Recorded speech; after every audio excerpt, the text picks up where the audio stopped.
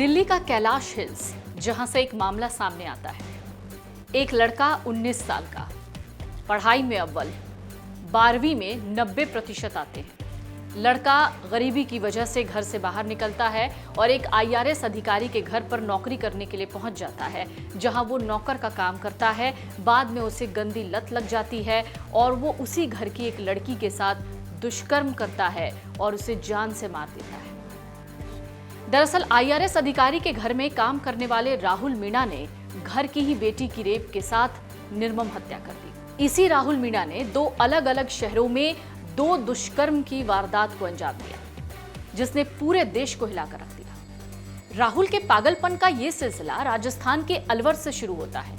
दिल्ली में एक IRS अधिकारी की बेटी के मर्डर पर खत्म होता है। राहुल मीणा राजस्थान का रहने वाला था, पढ़ने में काफी इंटेलिजेंट।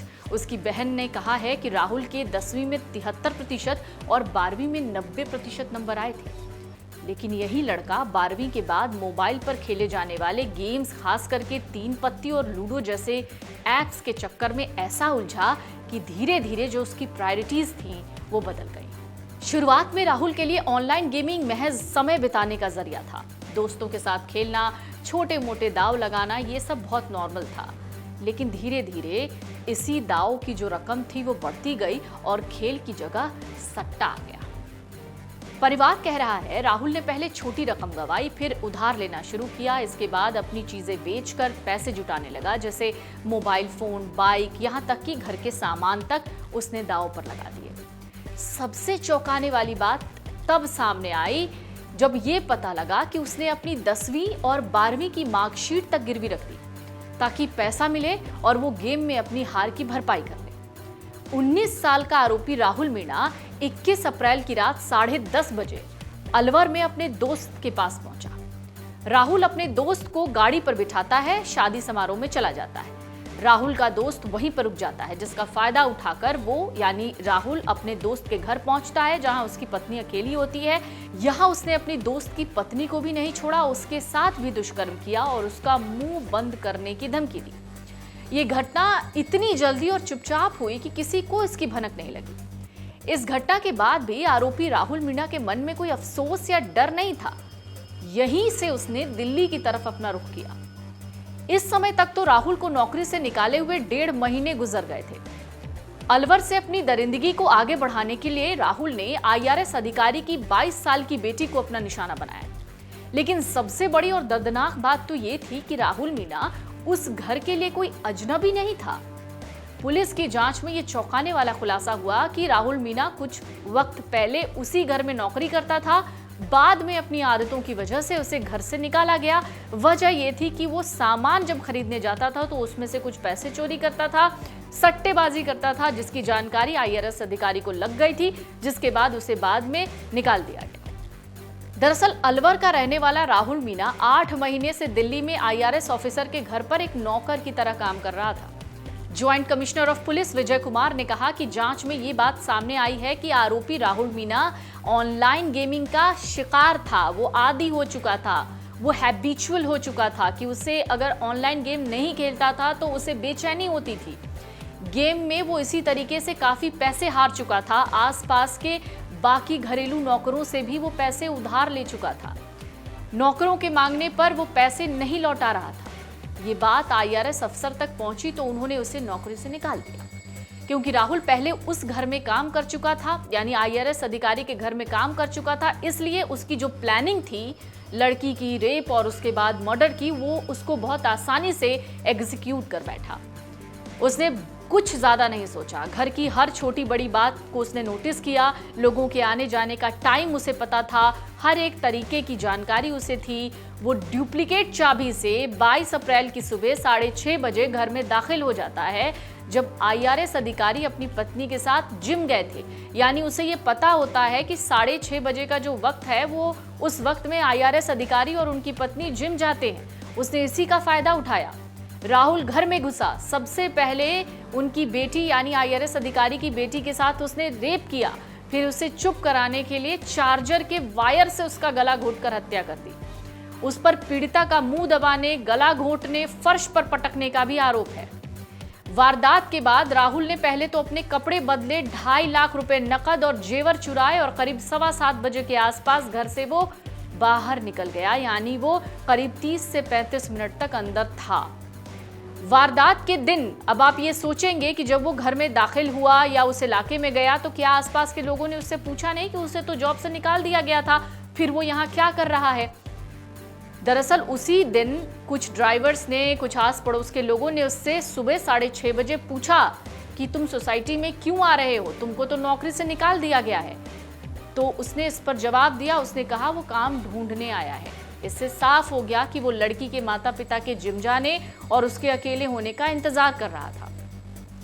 फिर वो करीब 6:30, 6:35 के आसपास घर में घुसता है और उसके बाद 7:15, 7:30 के बीच में इस पूरी वारदात को अंजाम देकर घर से निकल जाता है। जब लड़की के माता पिता सुबह 8 बजे जिम से घर आते हैं तो देखते हैं कि उनकी बेटी खून से लथपथ है। उसे अस्पताल ले जाते हैं, लेकिन वहां पर वो मृत हो जाती है। यानी बाद में उसे कहा जाता है कि वो अब इस दुनिया में नहीं रही। पीड़िता के कपड़े फटे हुए थे, वो कमर से नीचे तक नग्न अवस्था में थी। जांच में ये भी सामने आया कि आरोपी को घर की पूरी व्यवस्था की जानकारी थी। उसे पता था कि नौकरों के लिए जो एक्स्ट्रा चाबी है वो गेट के बाहर ही रखी जाती है छिपाकर एक जगह पर, और उसे उस चाबी की जानकारी थी। उसने उसी चाबी को निकाला, उस चाबी का इस्तेमाल किया, आसानी से बिल्डिंग में गया, फिर फ्लैट में दाखिल हो गया। इसके बाद वो सीधे ऊपर पीड़िता के कमरे तक पहुंचा और घटना को अंजाम दिया। वो बाद में क्या करता है, इस पूरे वारदात को अंजाम देने के बाद भागकर एक होटल में जाता है जहां वो कमरा किराए पर लेता है।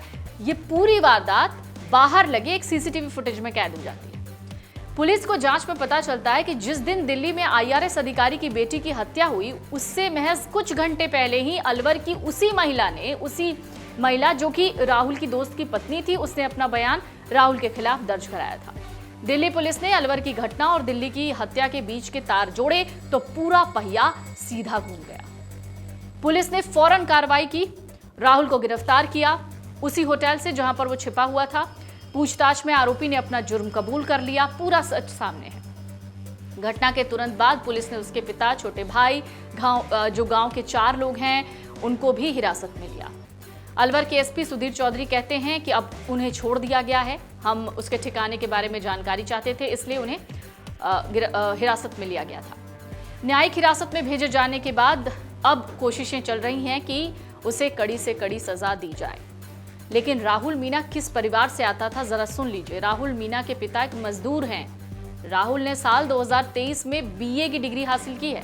हालांकि जल्द ही उसे जुए की लत लग गई। उसकी एक चाची है जो कहती हैं कि उस पर 5 लाख रुपए का कर्ज था।